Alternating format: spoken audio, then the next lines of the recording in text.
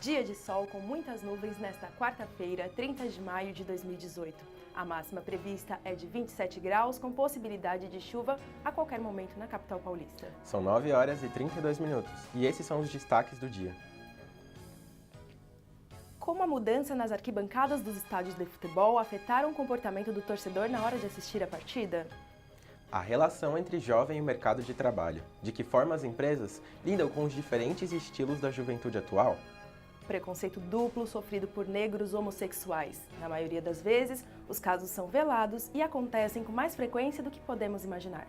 E a busca pelo corpo ideal. De um lado, os adeptos à boa forma. Do outro, a dúvida. Onde os plus size se encaixam dentro desse cenário de preocupação com o corpo? Esses e mais outros assuntos você irá conferir somente nesta edição. Está começando mais um MAC Notícias.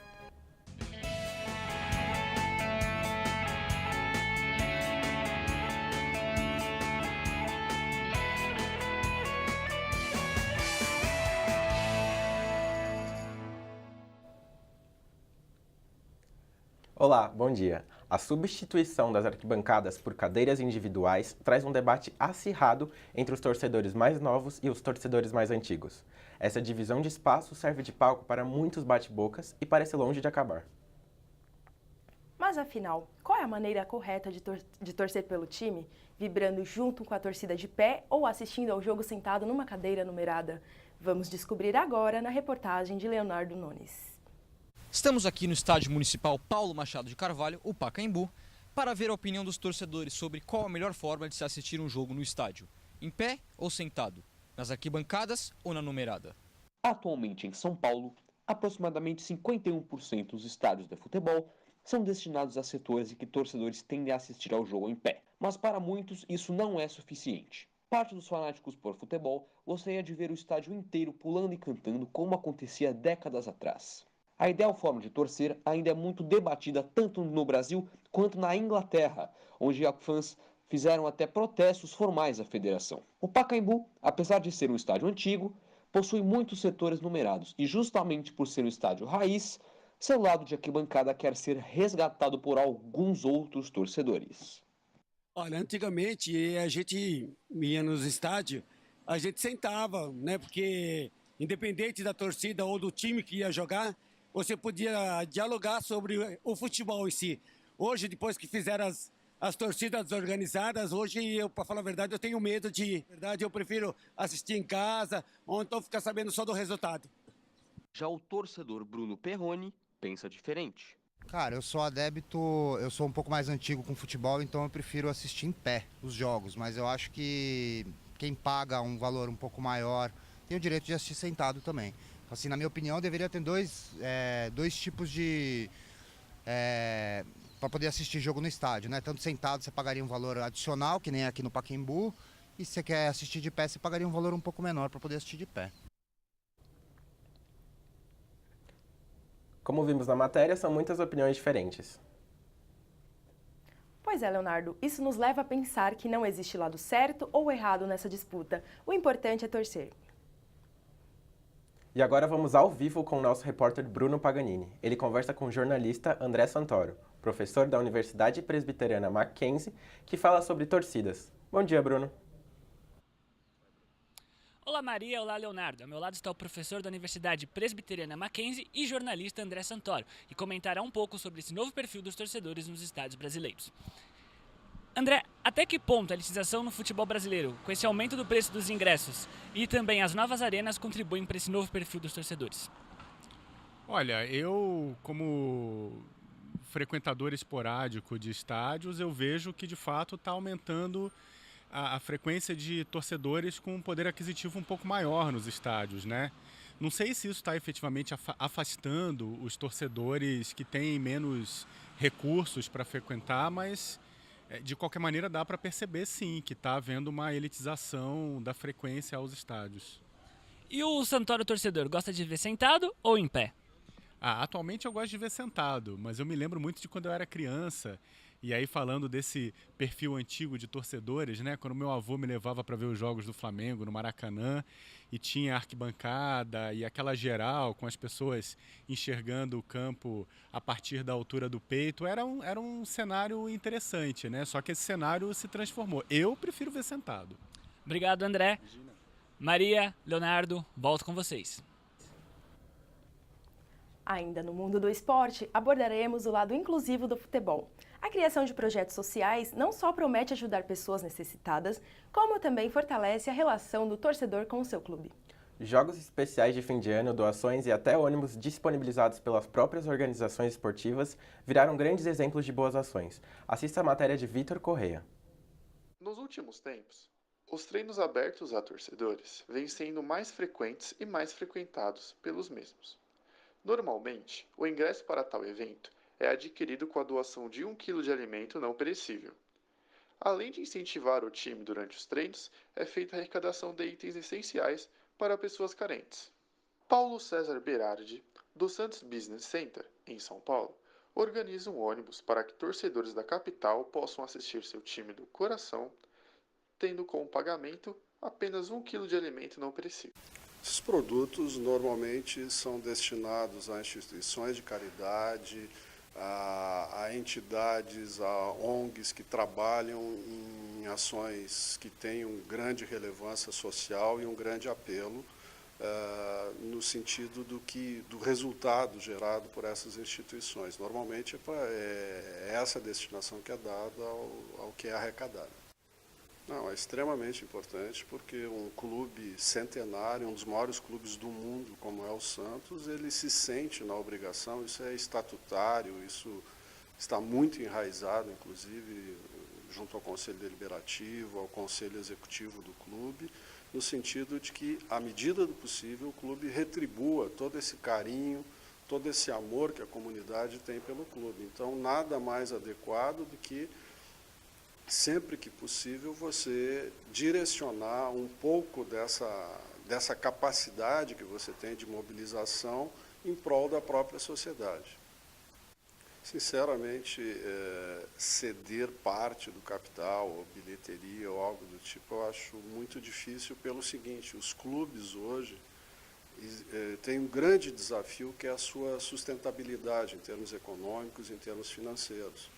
E a dificuldade seria muito grande para que você abrisse mão de alguma coisa em prol da sociedade. O que pode ser feito e vem sendo feito é, à medida que você tenha condições, você transfere a sua capacidade de mobilização, de engajamento, para que o seu torcedor, o seu fã, o seu sócio, participe de alguns projetos sociais, retribuindo dessa forma o que ele vem gerando em termos de riqueza para o clube, e não é bem riqueza, né? Na realidade, hoje os clubes, todos os clubes do Brasil, têm desafios enormes no sentido de que a sua atividade tenha sustentação, tenha capacidade de reinvestir no seu próprio negócio, que esse é o fim principal dos grandes clubes. E não podemos nos esquecer que somente clubes com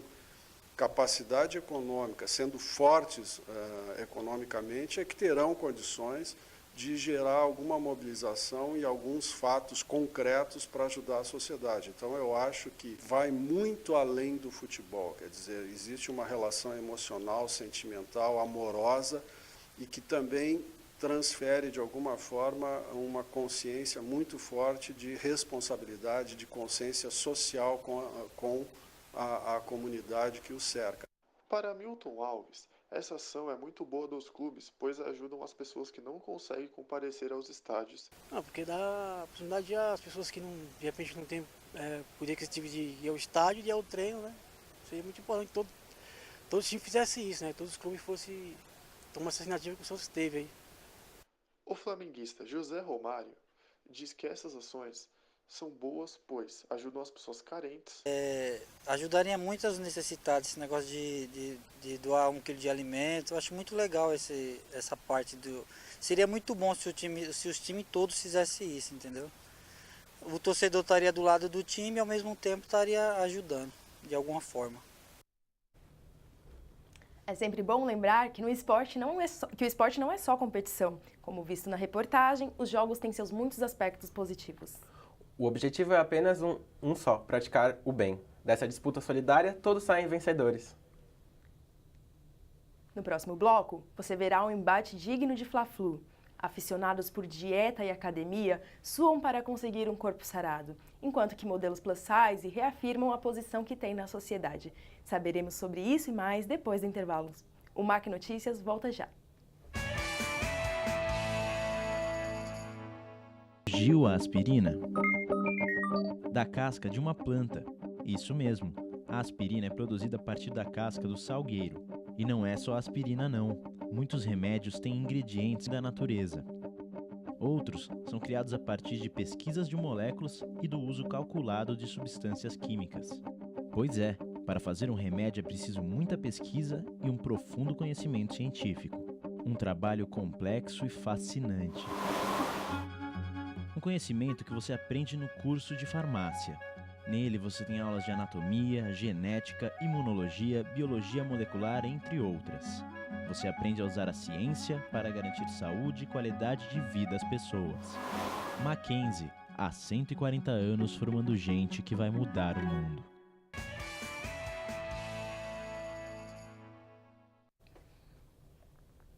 O MAC Notícias está de volta e com um tema bastante discutido e divulgado pela mídia. A onda fitness vem moldando o corpo e a cabeça de uma boa parcela da população, o que nos faz pensar se a preocupação é com a saúde ou com a estética.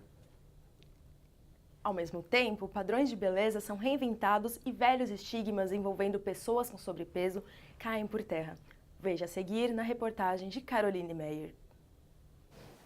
Para saber mais sobre o universo da moda plus size, estou aqui com Gabriela Cabral, jovem de 19 anos, que recentemente se tornou modelo. Eu sou modelo plus size desde o ano passado, em outubro do ano passado. Eu comecei nesse meio mandando mensagem para a loja de plus size, de Instagram e tudo mais, para ver se eles queriam fazer minhas fotos, e aí eles gostaram e eu comecei. Então, na verdade, eu sempre fiz teatro minha vida inteira, eu sempre quis ser atriz, mas eu não conseguia me ver na televisão no peso que eu estava, porque a televisão engorda muito. Então, eu acabei achando um meio em que eu podia me ingressar e que está super em alta, que é a moda plus size. Quando eu estava no colegial, assim, na escola mesmo, eu odiava meu corpo, eu não aceitava por nada, eu fazia dieta louca, de tipo, ficar o dia inteiro sem comer, tomar uma sopa à noite para ver se eu emagrecia. E eu via que não estava adiantando de nada, porque o que eu perdia, eu engordava tudo de novo, e eu ficava estressada porque eu gosto de comer doce. E aí as pessoas, tipo, falavam, meu, você não pode parar de comer, sei lá o quê, eu parava de comer. E aí foi assim, mas eu nem sempre aceitei meu corpo do jeito que ele é. Eu acredito que sim, as pessoas estão mudando o jeito de pensar. Você pode ver isso nas propagandas, que antigamente não tinha o modelo plus size e hoje em dia tem, nas campanhas de moda. Muitas marcas que antigamente as roupas não serviam nem em mim estão fazendo uma linha separada para plus size, então eu acho que eles estão sim tentando ingressar nesse meio. Mas assim, eu já fiz uma campanha uma vez por um shopping com modelos fashion, e o fotógrafo só postava foto das modelos fashion, então eu não tenho nenhuma foto no Instagram dele. E eu fiz a mesma campanha, tipo, eu não tirei nenhuma foto com elas, e elas tiravam fotos, tipo, a campanha junto e tudo mais, e eu sempre excluída. Apesar de eu achar que as pessoas estão tentando incluir modelo plus size e tudo mais, ainda tem um certo preconceito. Assim, eu já trabalhei muito com modelo fashion, e eu acho que é um esforço que não vale a pena, elas se matam. Eu tenho uma amiga que era 38, foi pro 34, assim, em 2, parou de comer, porque a agência fala que tem que ser assim e tem que ser assim. E eu acho super errado isso, eu acho que a pessoa tem que se aceitar do jeito que é, não é ninguém que vai falar como você tem que ser. E eu não pretendo tentar emagrecer de novo do jeito que eu já usei 38, eu uso 44. Então eu fazia umas coisas muito doidas pra emagrecer. Mas hoje eu não tentaria voltar ao padrão. Vamos ao comentário de Aline Soares para uma breve reflexão sobre o assunto. Qual é a definição de corpo perfeito? O conceito de beleza nunca se limitou a uma forma ou medida, porque suas variações são próprias de cada época e sociedade. Basta comparar o que era considerado belo na antiguidade com os padrões dos dias de hoje. É verdade que ainda valorizamos muito a imagem, mas falar de um único modelo de beleza já não se encaixa mais nas discussões atuais.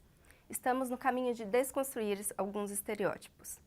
Nem toda pessoa que se dedica a ter um corpo definido vai pelo caminho mais seguro, do mesmo modo que pessoas acima do peso podem ser saudáveis. Cada caso é um caso. E por isso, devemos nos atentar a ideias pré-concebidas. Na melhor das hipóteses, podemos esperar por um cenário mais diversificado em que o movimento plus size tenha o seu devido espaço no mercado. Aqui vai uma pergunta. Qual o seu estilo? Mais do que tendência, o visual diz muito a respeito de uma pessoa, pois confere boa parte de sua personalidade. É comum que os jovens identifiquem uns aos outros pela maneira de se vestir e de se comportar. A famosa geração Millennium tem nas suas mãos a missão de conciliar a aparência com condições colocadas pelo mercado profissional. O quanto uma tatuagem exposta pode influenciar na disputa por uma vaga de trabalho? Vamos descobrir na reportagem de Nayane Baldassi. O perfil do jovem à procura de um trabalho mudou com o passar dos anos. Será que tatuagens e piercings ainda atrapalham na disputa por uma vaga de trabalho? Como os jovens lidam com isso? Falamos com um tatuador e 2 estudantes sobre o assunto. Geralmente o pessoal fica com receio, ainda mais quando é a primeira tatuagem. Já por conta de emprego, de tudo isso. Mas hoje em dia já houve bastante uma quebra nesses preconceitos, é algo bem comum. Até em profissões que eu achava que não tinha tanto liberdade. Igual vem policiais hoje em dia, vem médico, vem tudo. Então acho que hoje em dia é bem tranquilo em relação a isso.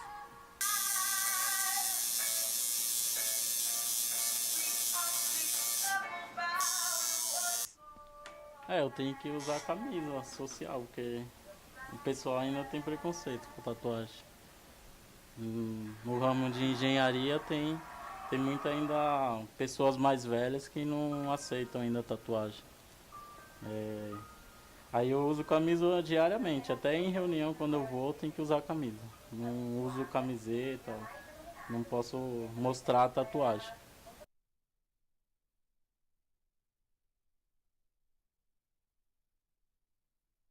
Não, meu trabalho é tranquilo, pela minha área, pelo que eu faço. Eu trabalho como designer, então essa área de tatuagem já agrega isso, sabe? Você ter a tatuagem já é como se fosse o meu trabalho.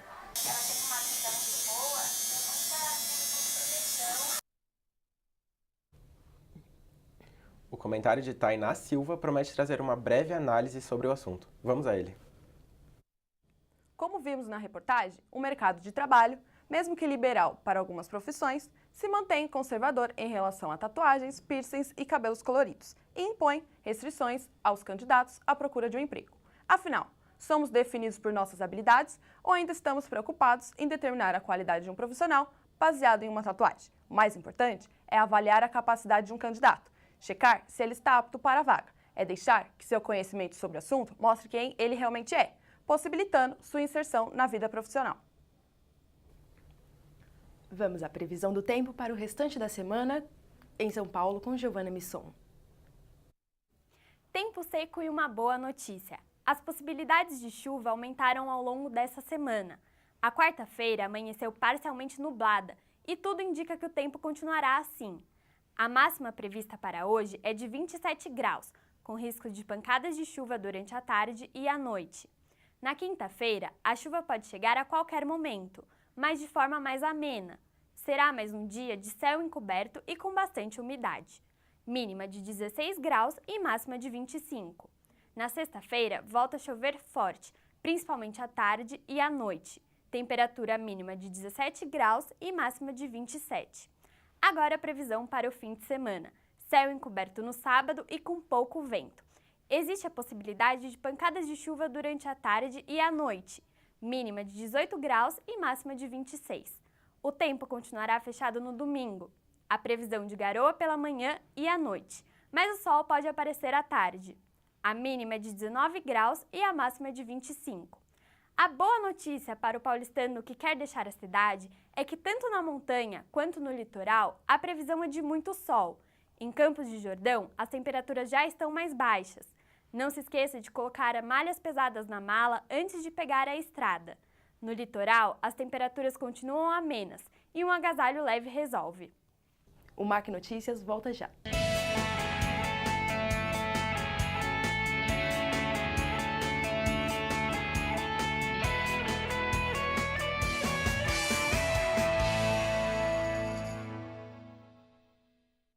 MAC Notícias está de volta e entraremos agora em um assunto que, infelizmente, ainda faz parte do cotidiano de muitas pessoas.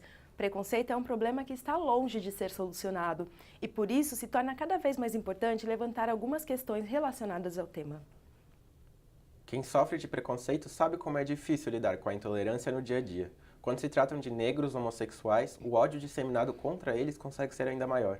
Confira agora a matéria de Thalita Ferreira.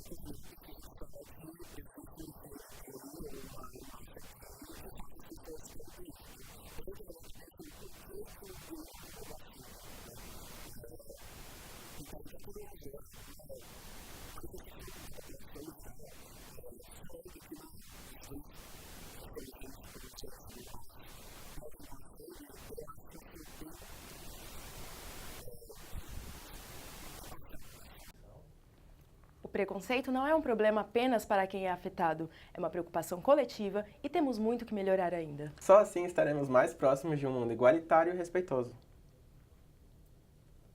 Outro problema comum é a falta de acessibilidade em áreas urbanas para pessoas com alguma deficiência física ou visual. Elas enfrentam o desafio diário de se locomoverem pelas ruas da cidade. O péssimo estado das calçadas e a ignorância de alguns motoristas e cobradores são somente parte do que as pessoas com deficiência precisam enfrentar. Confira a reportagem de Mariana Miranda.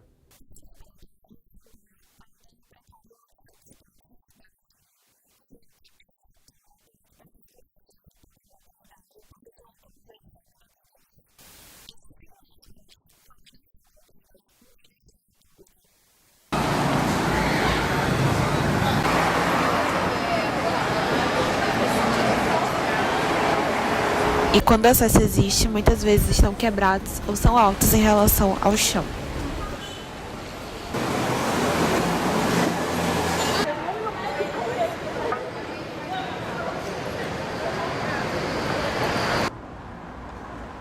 Calçadas com acesso de um lado e do outro sem.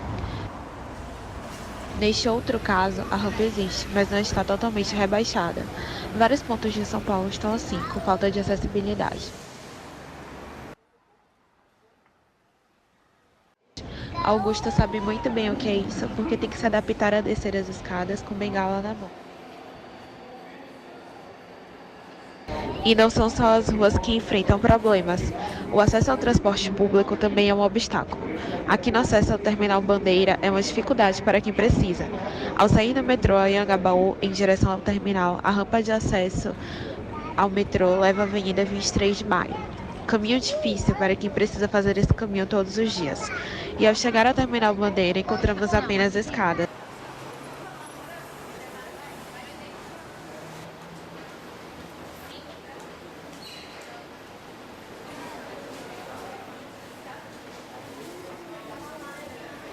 As estações Grajaú, Água Branca, Piqueri, Lapa e Moca são algumas das estações que não possuem acessibilidade em todas as plataformas por motivos de falta ou problemas com elevadores. Além do vão entre o trem e plataforma serem 4 vezes maiores do que o ideal, dificultando mais uma vez a vida do deficiente.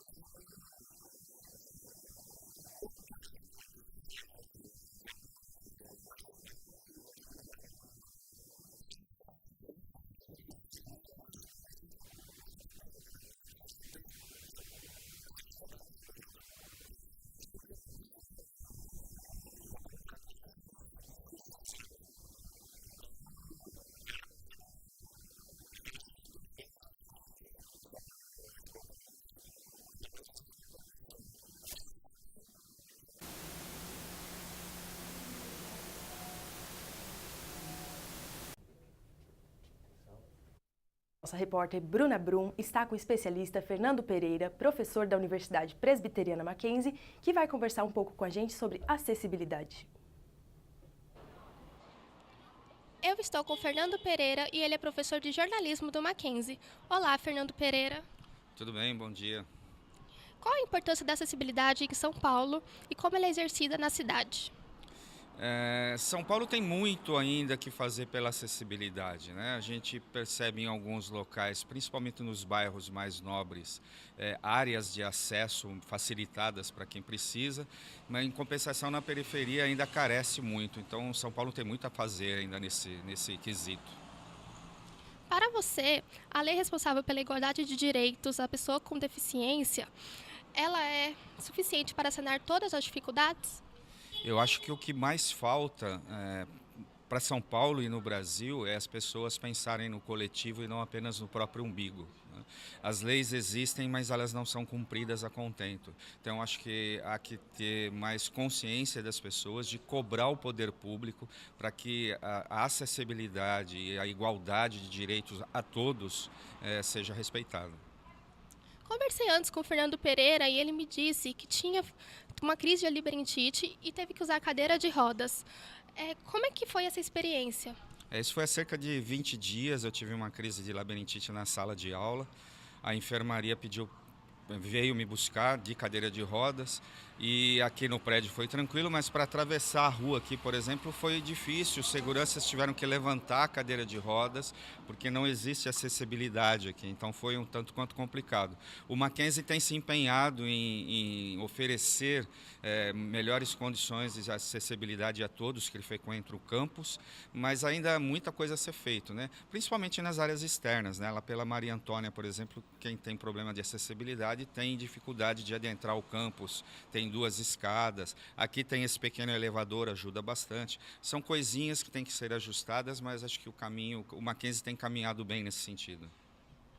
Para você, quais são as melhores medidas a serem tomadas para melhorar a acessibilidade em São Paulo? Eu acho que o primeiro é melhorar todas as calçadas, né? A maioria das calçadas está em péssimo estado de conservação. Rebaixamento de guias em todas as calçadas, em todos os cruzamentos da cidade de São Paulo. Acho que isso é o principal que o poder público tem que sair correndo e fazer com urgência. Obrigada, Fernando Pereira. Bruna Brum para o MAC Notícias. O que é mais cômodo ao estudante universitário nem sempre é a melhor opção para ele. Os bares próximos às universidades, além de atraírem os jovens pela localização, conquistam seus paladares com cardápios personalizados.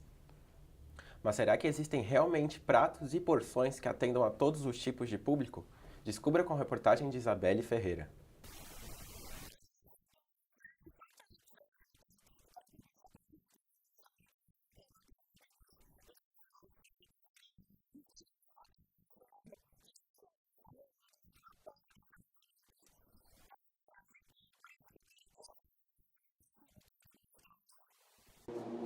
No bairro Vila Buarque, conversamos com Alexandre Silva, gerente do Kenzie, um típico bar de faculdade localizado às margens de uma das saídas do Mackenzie.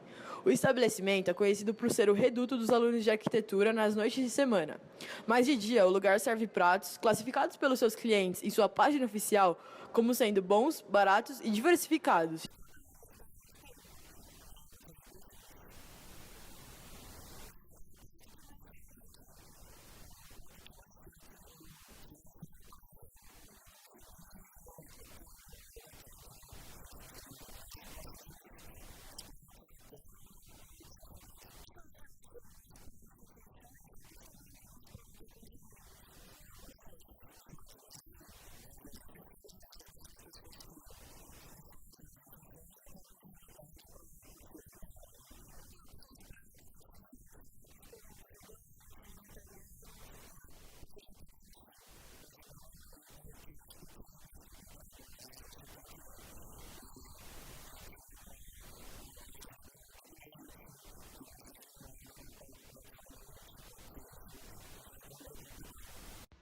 Apesar de ser uma tarefa trabalhosa, como diz Alexandre, a estudante de nutrição Natália Magalhães, de 18 anos, apoia a diversidade nos cardápios dos bares.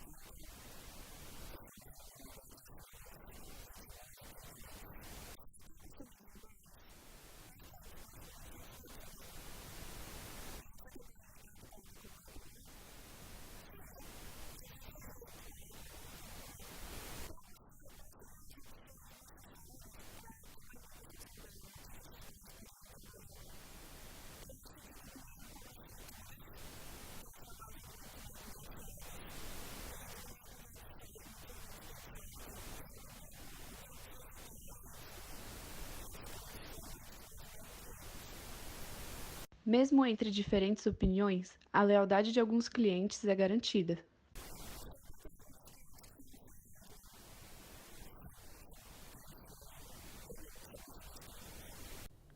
São muitas as opções de dar água na boca. Deve ser por isso que às vezes não pensamos nas consequências que acompanham o exagero. Pois é, Maria. Podemos até provar de tudo, mas comendo com moderação. O MAC Notícias termina por aqui. Foi ótimo apresentar o programa com você, Leonardo. Foi ótimo tempo que passamos juntos aqui, Maria. Até o próximo programa. Muito obrigado pela audiência.